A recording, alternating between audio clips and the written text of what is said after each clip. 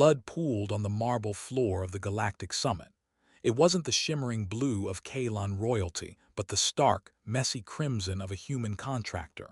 When a lowly Terran mercenary caught an assassin slug meant for a matriarch, the galaxy expected an obituary. They got a revolution. In the year 2244, humanity was not conquering the stars.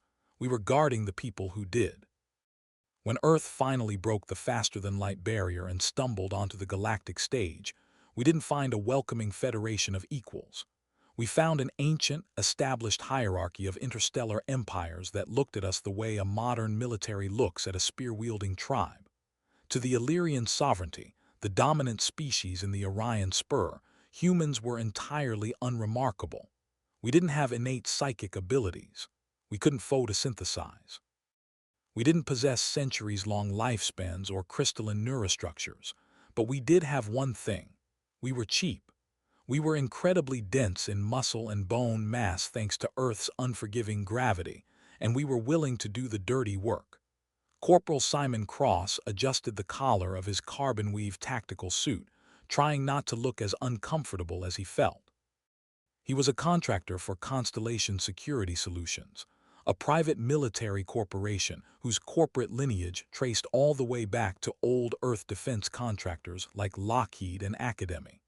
Constellation was hired to provide supplementary perimeter security for the Pan-Galactic Summit on Aegis Prime. The irony wasn't lost on Simon. The planet was named after a shield, yet the Illyrians refused to let human guards inside the actual diplomatic rotunda until 30 minutes ago. Eyes open, Cross crackled the earpiece. It was Captain James Ford, the detail's commanding officer. The Illyrian delegates are moving to the central dais. Remember the briefing. Do not make eye contact with Matriarch Vessia. Do not speak unless spoken to. To them, we are furniture with assault rifles. Copy that, Cap. Simon muttered, his eyes sweeping the massive vaulted ceiling of the grand atrium. The architecture was breathtaking, formed from grown silicate structures that shimmered with bioluminescence. Alien dignitaries floated, glided, or walked on reverse-articulated legs, draped in fabrics that seemed to defy gravity. In the center of it all was Matriarch Vessia. She was Illyrian royalty, tall, graceful, her skin a translucent pearl color that faintly pulsed with the rhythm of her dual heart. She was flanked by her own elite guard, the Sovereign Protectors, clad in ceremonial energy armor that cost more than Simon's entire planetary sector. To the Illyrians, humans were merely a kinetic deterrent. We were stationed in the gaps between their elite guards, meant to take the brunt of any initial primitive assault while the real soldiers responded. We were bullet sponges, disposable. Simon exhaled slowly, checking the diagnostic readouts on his heads-up display. He had served 2 tours in the Martian resource wars before joining Constellation. He knew what a threat looked like, and right now, something felt fundamentally wrong. The atmospheric processors in the atrium were humming a fraction of a decibel too high. The ambient lighting near the northern ventilation ducts was flickering in a rhythmic, almost coded pattern. Captain Ford, Simon sub-vocalized into his comms. I've got a thermal anomaly in Sector 4, upper mezzanine. It's masking its signature, but the background ambient temp is dropping too fast. Someone is venting coolant to hide a heat buildup. Stand down, Cross, Ford replied, though the tension in his voice betrayed his own anxiety. I'm looking at the Illyrian security feed.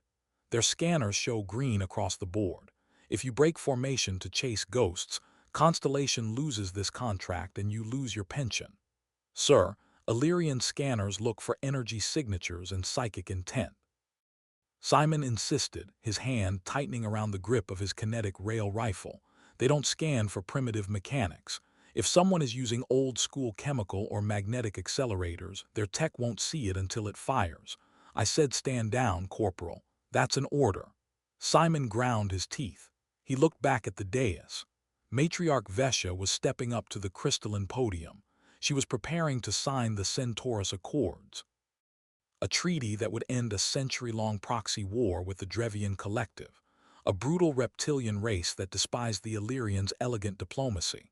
Then Simon saw it, a distortion in the light right where he had pointed, active camouflage. The Illyrians relied so heavily on reading minds and detecting energy that they completely ignored the physical manipulation of light. A long, matte black barrel protruded from the stealth field, aiming directly down at the podium. There was no time to argue with Ford. There was no time to warn the Illyrian guards, who were too busy projecting psychic shields to look up. Simon Cross broke formation. "Cross, what the hell are you doing?" Ford's voice screamed in Simon's ear, but Simon was already sprinting. Human musculature forged on a world with 9.8 ms2 of gravitational pull was capable of explosive, terrifying bursts of speed when flooded with adrenaline. The alien dignitaries gasped and recoiled in horror as the heavily armored human charged straight into the sacred inner circle. To them, a primitive primate was desecrating a holy ritual. Matriarch Vessia turned her head, her large luminescent eyes widening in shock and aristocratic outrage.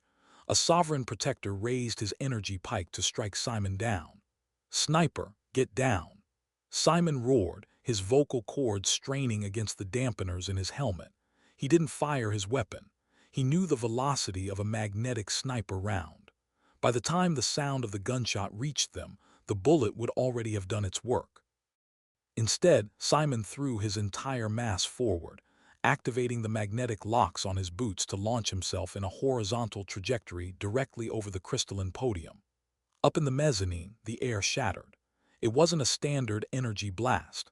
It was an antimatter sabot round, a projectile designed to pierce dreadnought armor, miniaturized for an assassination.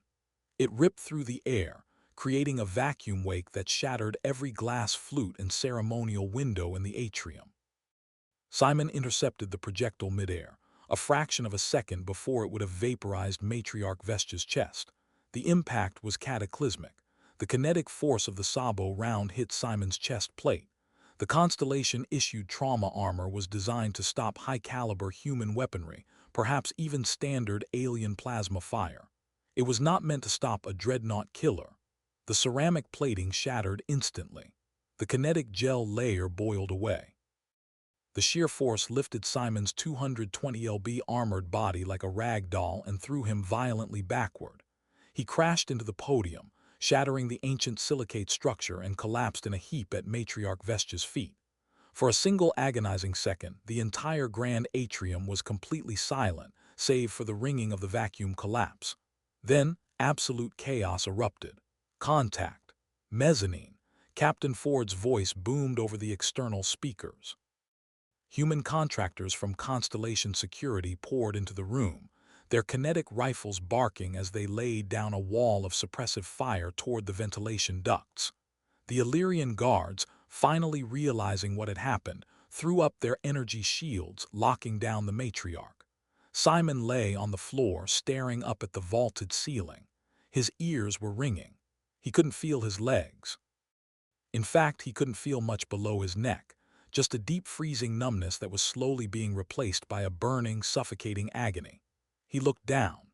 The right side of his chest plate was gone. The sabot round had torn through his armor, shattered his ribs, and clipped his right lung before exiting out his side and embedding itself harmlessly into the reinforced floor.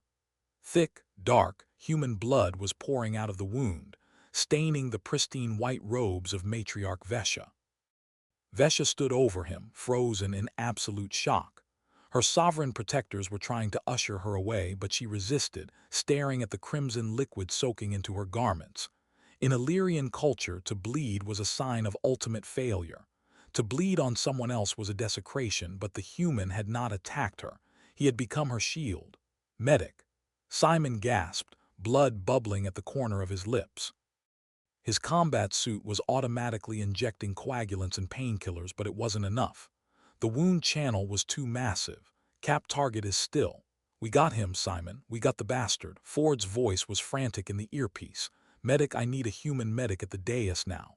"Negative, Captain." The medic's voice cracked over the comms. "The Illyrian shields are up. They've initiated a hard lockdown. I can't get through the energy barrier. They won't drop it." Simon turned his head weakly. He could see the shimmering blue energy dome that the sovereign protectors had erected over the dais. It was impenetrable from the outside. Vessia, her guards, and Simon were trapped inside it, "Tell them to drop the shield," Ford yelled. "They won't." Simon's vision was starting to narrow. The edges of the world were turning black. He looked up at Matriarch Vessia. She was kneeling down now, a highly undignified position for a royal.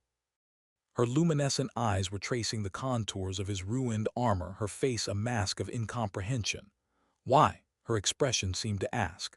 Why would a lesser being sacrifice its existence for a stranger? For an employer who views it as disposable? "Just doing my job, ma'am," Simon whispered, correctly interpreting her silent question. He coughed, a wet rattling sound, and closed his eyes. The pain was fading now, replaced by a sea. Old, heavy lethargy. He was bleeding out. The galaxy was about to lose just another nameless human mercenary. "He is perishing, Matriarch. Step away. His biofluids are contaminating you," hissed Commander Talon, the captain of the Sovereign Protectors. Matriarch Vessia did not move. She knelt on the shattered remnants of the podium, her long, elegant fingers hovering over the massive crater in Simon Cross's chest. The human's breathing was erratic, shallow. The primitive medical technology embedded in his suit was failing rapidly, emitting a high-pitched warning tone that grated against Vessia's sensitive ears. Outside the energy dome, the human soldiers were slamming their fists against the barrier, their faces contorted in raw primate grief and rage. Vessia could sense their psychic emanations. It was a chaotic storm of loyalty, anger, and desperation. It was so intense, it almost physically pushed her back. Illyrians did not form bonds like this. Their society was built on logic, hierarchy, and calculated alliances. The concept of throwing one's life away for another without a binding psychic contract was entirely alien to her. "Drop the barrier," Vessia commanded, her voice like chimes of glass. "Matriarch, we cannot," Talon objected, his eyes darting toward the upper mezzanine where the assassin had fired from. "The perimeter is not secure. This human is a casualty of his caste. It is his purpose. We must evacuate you." "I said drop the barrier, Talon. Let his healers through." "Their healers are crude flesh mechanics," Talon argued, stepping closer. "Even if they reach him, their technology cannot repair cellular devastation of this magnitude. He is already dead. You owe him nothing." Vessia looked down at Simon. The human skin, usually a warm, earthy tone, had turned a sickly ashen gray. His chest barely rose. He had saved her life. Not out of biological imperative, not out of a psychic bond, but out of some strange, incomprehensible moral duty. In Illyrian culture, a life debt was the heaviest burden one could bear. To owe your existence to another meant your soul was tethered to theirs until the debt was repaid. But a life debt to a times human, it was legally and culturally unprecedented. If he died, the debt would die with him, dissolving into the void. It would be convenient. It would be clean. But Vessia was not a politician who survived through convenience. She was the matriarch. "He will not die today," Vessia said softly. She reached into the folds of her ruined, blood-stained robes and unsheathed a small ceremonial blade made of pure starlight-forged osmium. Talon's eyes widened in absolute horror. "Matriarch, no. The time sanguis binds times is forbidden with lower species. It is treason against the genetic purity of the sovereignty." Vessia ignored him. Illyrian biology was unique in the cosmos. Their blood was not merely a transporter of oxygen. It was a highly concentrated matrix of regenerative nanites and psychic stem cells. It was what gave them their long lives and their ethereal glow. When introduced to another living organism, royal Illyrian blood could force immediate aggressive cellular regeneration. But there was a catch. The blood altered the recipient. It bound them psychically and genetically to the donor's bloodline. It was a sacred right reserved only for saving the lives of highborn spouses or beloved royal heirs. To give it to a human, a mercenary, was a galactic scandal of apocalyptic proportions. Without hesitation, Vessia sliced the palm of her left hand. Her blood, shimmering like liquid blue sapphire, pooled in her palm. Simon was completely unconscious now, his heart rate monitor emitting a solid flatline tone. Vessia pressed her bleeding hand directly over the exposed, ruined flesh of Simon's chest wound. "Matriarch." Talon screamed, lunging forward, but the psychic shockwave of the bonding ritual threw him backward. The moment the blue blood made contact with Simon's human circulatory system, a violent reaction occurred. The grand atrium was bathed in a blinding dual-toned light, the stark crimson of human biology clashing with the incandescent blue of Illyrian royalty. Simon's body arched off the floor in a rigid spasm. The flatline tone of his medical suit abruptly changed to a rapid, chaotic rhythm. Inside his body, a war was taking place. The Illyrian regenerative cells were aggressively rewriting his damaged tissues, but human biology is notoriously stubborn. Instead of simply being overtaken, Simon's white blood cells and the alien nanites began a rapid, brutal symbiosis.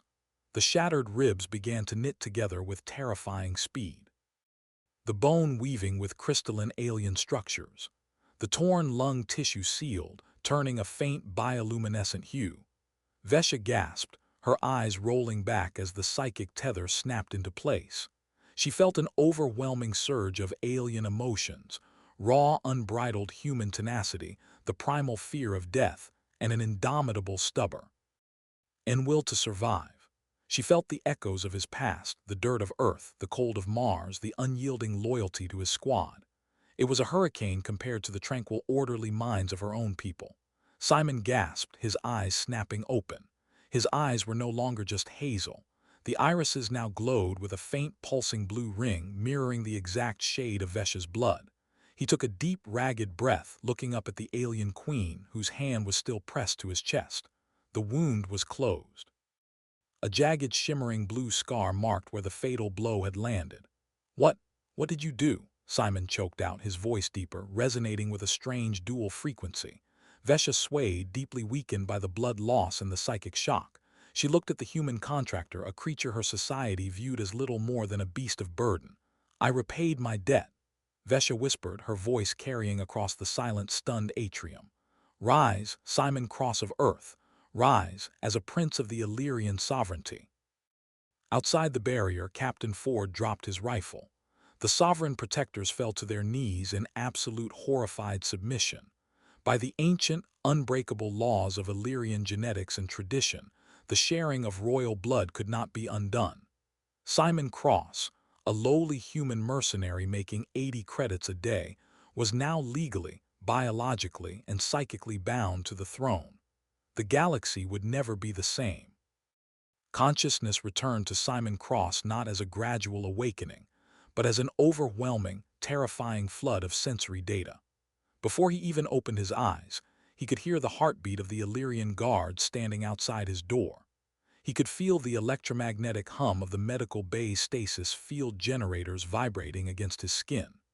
Most unnerving of all, he could feel a phantom presence in the back of his mind. A cool, crystalline weight that pulsed with a calm, regal authority.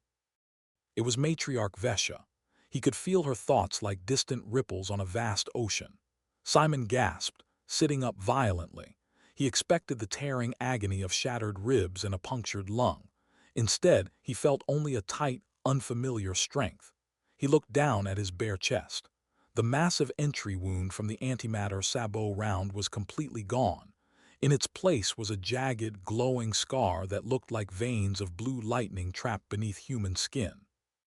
The bioluminescence pulsed in time with his own heartbeat. He swung his legs over the side of the medical slab. The floor was made of a smooth, warm polymer, but to Simon, it felt as though he could sense the microfractures in the material. His body felt lighter, yet infinitely more dangerous. The heavy, dense musculature forged by Earth's gravity remained, but it was now laced with Illyrian regenerative nanites. He felt like a coiled spring made of titanium. The door chimed and slid open. Matriarch Vessia glided into the room. She was no longer wearing the blood-stained ceremonial robes of the summit, but a sleek, high-collared garment of deep obsidian and silver. She looked exhausted. Her usual ethereal glow dimmed, but her eyes carried an undeniable sharpness. Flanking her was Commander Talon, his hand hovering dangerously close to the hilt of his plasma sidearm. Talon looked at Simon with unmasked disgust, as if examining a parasitic worm that had burrowed into a pristine statue. "You are awake," Vessia said. Her voice did not just echo in the room, it resonated within Simon's skull. He flinched, tapping the side of his head. "Get out of my head," Simon grunted, his voice rough. He paused, noticing that his vocal cords produced a subtle harmonic undercurrent, completely unlike standard human speech. "The telepathic link is a byproduct of the sanguine's bind," Vessia explained, her expression unreadable. "It will take time for your primitive neural pathways to adapt to the bandwidth of Illyrian consciousness. Until then, you will experience bleedover." "What did you do to me?" Simon demanded, standing up. He towering over Talon and stood eye-to-eye with the tall matriarch. The sheer physical presence of the human forced Talon to take a defensive half-step backward. "My contract was to provide kinetic deterrent. Getting shot was the job. I had medical insurance. I didn't ask to be turned into a whatever this is." "Your medical insurance," Talon spat, the universal translator struggling to capture the sheer venom in his tone, "would not have repaired cellular disintegration. The matriarch disgraced the bloodline to save your pathetic, short-lived existence. By our laws, you should be executed immediately to cleanse the genetic pool." Simon narrowed his eyes, the blue ring around his irises flaring brightly. "Try it, Commander. See how far that plasma pistol gets you before I snap your neck." The threat wasn't a boast. Simon could suddenly calculate the exact trajectory, speed, and force required to bypass Tylon's energy shield and crush his larynx. The Lyrian nanites were processing tactical data faster than his human brain ever. Vessia raised a hand, silencing Tylon. "Enough. Tylon, wait outside. That is an order." Tylon's jaw tightened, his skin flushing a darker shade of pearl. "Matriarch, the High Synod is already convening. High Minister Caldwell is demanding an inquiry into the summit attack and your subsequent lapse in judgment. It is not safe to leave you alone with this creature." "Leave us," she repeated, her tone vibrating with a psychic command that even Simon felt in his teeth. Tylon bowed stiffly and exited the medical bay, the doors sealing behind him with a heavy hiss. Simon crossed his arms over his chest, feeling the strange, smooth texture of the glowing blue scar. "All right, Your Highness, we're alone. You want to tell me why you really did this? I've been around politicians and corporate executives my whole life. Nobody hands over the keys to the kingdom out of the goodness of their heart, especially not to a disposable merc." Vessia walked toward a large crystalline window that overlooked the sprawling vertical metropolis of Aegis Prime. Hover transports wove through towers of grown silicate, painting the sky in ribbons of neon light. "You are perceptive for a human," Vessia murmured. "You are correct, Simon Cross. Saving your life was an act of gratitude, yes, but the sanguine's bind was an act of survival for both of our species." Simon leaned against the medical console, crossing his ankles. "I'm listening. The Illyrian sovereignty is dying," Vessia said, her voice tinged with a sorrow she allowed to bleed across their psychic link. Simon felt a sudden wave of crushing, centuries-old exhaustion wash over him. "We have ruled the Orion Spur for 10,000 years. Rely on energy shields, psychic dominance, and political maneuvering. We have become arrogant, stagnant. We believe our minds are impenetrable. Hence the sniper," Simon pointed out. "Precisely," Vessia agreed. "The assassin used an old-world kinetic weapon, a slug of metal propelled by chemical and magnetic forces. Our security grid completely ignored it because it lacked an advanced energy signature. The Drevian Collective understands our weakness, but the assassin was not a Drevian." Simon frowned, his tactical instincts taking over. "If it wasn't the Drevians, then the peace treaty wasn't the target. You were. It was an inside job." Vessia turned to face him. "High Minister Caldwell opposes the Centaurus Accords. He believes making peace with the Drevians is a sign of weakness. He leads a faction of isolationists who believe the sovereignty must purify itself, militarize, and conquer. They view humanity as a plague of vermin that must be exterminated before you spread further into our territories. So, Caldwell hired a hitman, gave him a human-style weapon to bypass your fancy scanners, and planned to take the throne once you were out of the way." Simon summarized, shaking his head. "Classic corporate hostile takeover. But where do I fit into this? By saving my life with sheer primitive kinetic force, you proved Caldwell's philosophy wrong. By binding my blood to yours, I have fundamentally broken Illyrian law. I have tied the fate of the throne to humanity. Vessia stepped closer, her luminescent eyes locking onto his. My people view humans as fragile, short-lived savages, but I felt your mind when you threw yourself in front of that sabbat round. I felt your absolute, terrifying lack of hesitation. Humanity possesses a raw, violent resilience that my people have bred out of ourselves. We need your fire, Simon, or the Drevnians and Caldwell will slaughter us all. Simon ran a hand through his closely cropped hair, letting out a long, slow breath. The gravity of the situation was settling over him like a lead blanket. He wasn't just a bodyguard anymore. By Illyrian law, sharing royal blood elevated the recipient to royal status. He was a political anchor, a living, breathing declaration of war against the Illyrian purists. What about Constellation security? What about my squad, Captain Ford? Simon asked. They have been handsomely compensated and escorted off-world, Vessia said softly. You belong to the sovereignty now as a prince of the blood. Simon let out a bitter, barking laugh. A prince? Right, tell that to Talon. The guy looks at me like I track mud onto his white carpets. Talon is a traditionalist, but his loyalty to the throne is absolute, Vessia said, though a flicker of doubt crossed their psychic link. Simon caught it instantly. You don't believe that? Simon said, narrowing his eyes. Vessia looked away. Caldwell has deep pockets. The sovereign protectors are supposed to be incorruptible, but the assassin knew exactly where to position himself to bypass our internal grid. Someone gave him the security schematics. Suddenly, the ambient lighting in the medical bay flickered. The soft hum of the stasis fields dropped an octave. Simon's enhanced hearing picked up a sound outside the heavy blast doors. It was faint but unmistakable to a veteran of the Martian resource wars. It was the high-pitched whine of a plasma torch cutting through locking mechanisms. Matriarch, Simon said, his voice dropping into a lethal commanding register. We're being breached. Snort's Vessia's eyes widened. She reached out with her mind, attempting to connect with the external security grid. She staggered back, clutching her temples. The psychic dampeners. They have activated the dampeners in this sector. I cannot reach the guard network. We are isolated. It's Caldwell, Simon said, his mind racing.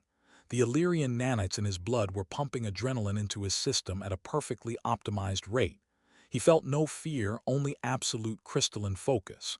He realized the assassin failed, so he's initiating a direct coup under the guise of an emergency quarantine. The heavy metal of the blast doors began to glow a cherry red in the center. We have no weapons, Vessia said, her voice tight with panic. The medical bay is sterile. Nothing is sterile if you know how to use it, Simon growled. He lunged toward the heavy medical console he had been leaning against. It was a massive piece of equipment, easily weighing 600 lb, bolted to the floor. Simon grabbed the edges of the console. He braced his legs, channeling the dense muscle mass of his earth-born heritage, now supercharged by alien cellular regeneration. He roared, a sound that was half human, half harmonic vibration, and ripped the console straight out of the floor. Sparks showered the room as the heavy power cables snapped. Vessia stared at him in utter disbelief. No Illyrian could generate that kind of brute physical torque without a mechanized exoskeleton. Get behind me, Simon ordered, hoisting the massive metal console onto with like a battering ram. The blast doors finally gave way, exploding inward in a shower of molten slag. Through the smoke stepped Commander Talon, flanked by a dozen heavily armed sovereign protectors. They were not carrying ceremonial energy pikes. They were holding military-grade plasma casters. Talon looked at the matriarch, his face twisted in a sneer of righteous fury. Forgive me, Matriarch, but High Minister Caldwell has declared you biologically compromised. The throne must be cleansed of this human filth. Treason, Talon. Vessia spat, stepping out from behind Simon, her own royal authority flaring despite the psychic dampeners. You would murder your sovereign for a politician's coin. For the purity of the species, Talon yelled, raising his plasma caster. Fire! Simon didn't wait for the bright blue bolts of plasma to leave their barrels. He charged. Using the massive medical console as a kinetic shield, Simon absorbed the first volley of plasma fire. The superheated energy melted the outer casing of the machine, but the dense, lead-lined interior designed to shield patients from radiation, absorbed the brunt of the heat. Simon closed the gap in a fraction of a second. The Illyrians, accustomed to fighting enemies who maintained distance and relied on psychic attacks, were completely unprepared for the terrifying speed and mass of a genetically enhanced human. Simon slammed the 600 lb console directly into the front line of the protectors. The impact shattered their personal energy shields like glass. The shields were designed to deflect high-velocity energy weapons, not half a ton of blunt force metal. 3 guards were crushed instantly against the corridor wall. Dropping the ruined console, Simon entered close-quarters combat. He was a blur of devastating kinetic motion. He grabbed the plasma caster of the nearest guard, twisting the weapon with such force that he shattered the Illyrian's wrists, then used the alien as a human shield against a second volley of fire. He moved with a brutal mathematical efficiency. Snap a joint, crush a trachea, use the enemy's momentum against them. The Illyrian nanites in his blood were predicting the protector's movements milliseconds before they happened, reading the subtle muscle twitches beneath their armor. Talon backed away in horror. This was not combat as the Illyrians knew it. It was a massacre. It was the raw, unpolished violence of Earth unleashed in the pristine halls of Aegis Prime. Simon grabbed a dropped plasma caster, but instead of firing it, he used the heavy, dense stock as a bludgeon, caving in the helmet of another guard. He was entirely lethal, driven by a protective instinct that was amplified tenfold by his psychic tether to Vessia. Through the bond, he could feel her awe, her terror, and a dark, primal satisfaction. Kill him, overload your cores. Talon screamed, realizing his squad was being dismantled by a single organism. The remaining 4 guards dropped their weapons and drew their ceremonial osmium blades, preparing to swarm the human in close quarters.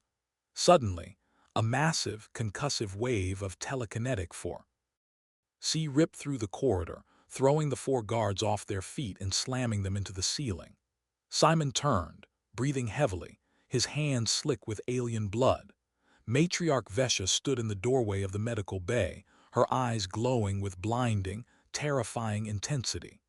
The physical dampeners had been damaged when Simon ripped the console from the floor, and she had tapped back into her full royal power. Talon, the last one standing, stared at his ruined squad, then at the human monster who had decimated them in less than 60 seconds. He raised his plasma caster, aiming not at Simon but directly at Vessia. "For the sovereignty!" Talon screamed. He pulled the trigger. Simon didn't think, he acted. He threw himself forward, but he was too far away to physically intercept the plasma bolt. Instead, driven by pure instinct, he reached out his hand and violently pulled at the psychic tether that connected his mind to Vessia's. A shimmering deep blue wall of solid kinetic energy erupted from Simon's outstretched hand, forming a barrier directly in front of the matriarch. The plasma bolt struck the shield and detonated violently, the explosive force washing over the corridor.